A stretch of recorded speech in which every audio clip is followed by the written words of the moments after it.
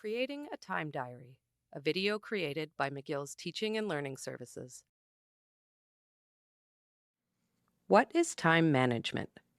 Time management is being intentional about the structure you use to do what's important to you. One way to get started is to understand exactly how you spend your time during the 168 hours in a week. You probably spend more time than you realize on tasks you may not necessarily care to spend a lot of time on. The goal is not to feel guilty about how you spend your time, but to build self-awareness. This can help you understand what areas to target for change.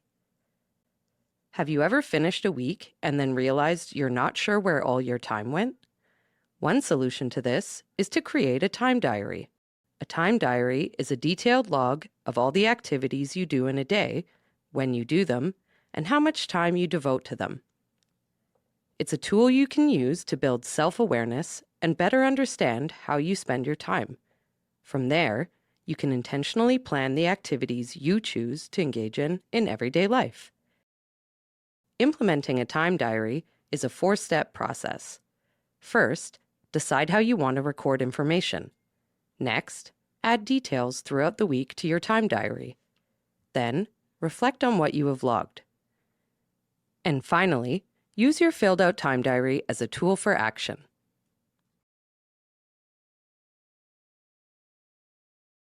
Setting up your time diary.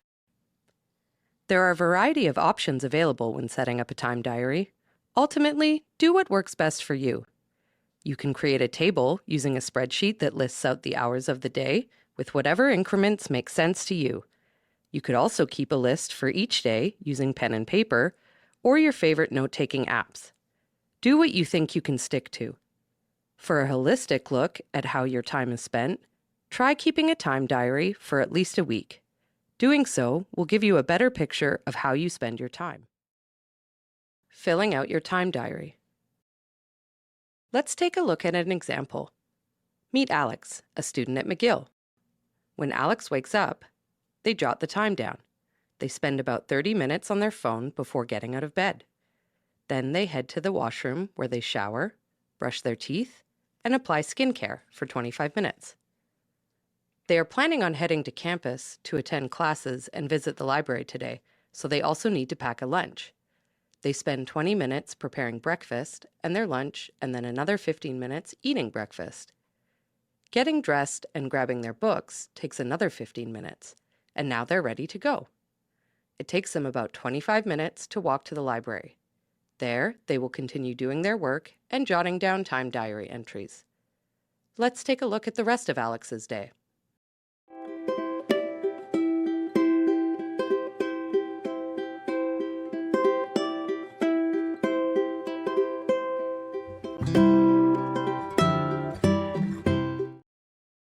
Here are some tips for creating your time diary. It can be helpful to create reminders on your phone.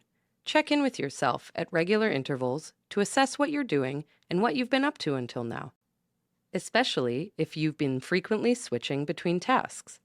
For example, let's say you are in a study room with some friends for 2 hours. You are switching between quizzing each other, catching up on emails, brainstorming test topics, and tutoring a peer. You're working on many things and may forget to make a note each time you switch tasks. Thus, setting up an alarm to check in with yourself every 20 minutes may be helpful. The more specific you are with your time journal entries, the more you will get out of it. However, recording your activities every 5 minutes can be tiresome and result in you getting less done. Find your own balance. Understanding your time diary. Once you have completed your time diary, you can begin analyzing it. Take a look at whether there are some activities that can be batched together. For example, notice that Alex spends a lot of time on food preparation throughout the day on most days. Looking at their time diary, Alex might decide to do food prep on Sundays for the entire week, for a few days, or just for their weekday lunches. Batching activities into one period of time can help you be more efficient and less scattered in your efforts. Another example of tasks that can be batched is responding to emails. To continue your analysis, Ask yourself questions such as, what overall themes am I seeing, and how can I categorize my time? For example, we might notice that lots of Alex's activities, such as brushing my teeth, showering, bio breaks, or washing hands, could fall under a hygiene category. Other tasks, like reading, journaling, meditation, or making art, could all fall under a self-improvement or mindfulness category. You can create graphs based on these categories to get an even better visual representation of your time use. Using your time diary for action. It is up to you to determine what categories you value and want to incorporate more into your life and what you wish to reduce. For example, you might want to increase the time spent exercising during the week.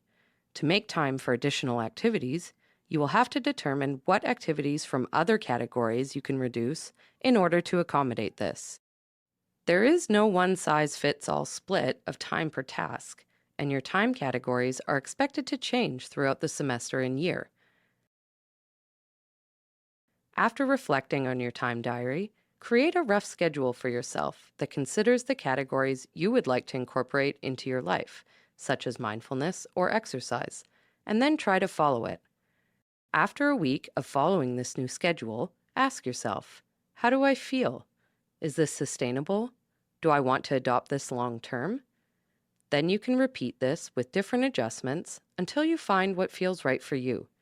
Remember that this process is ongoing.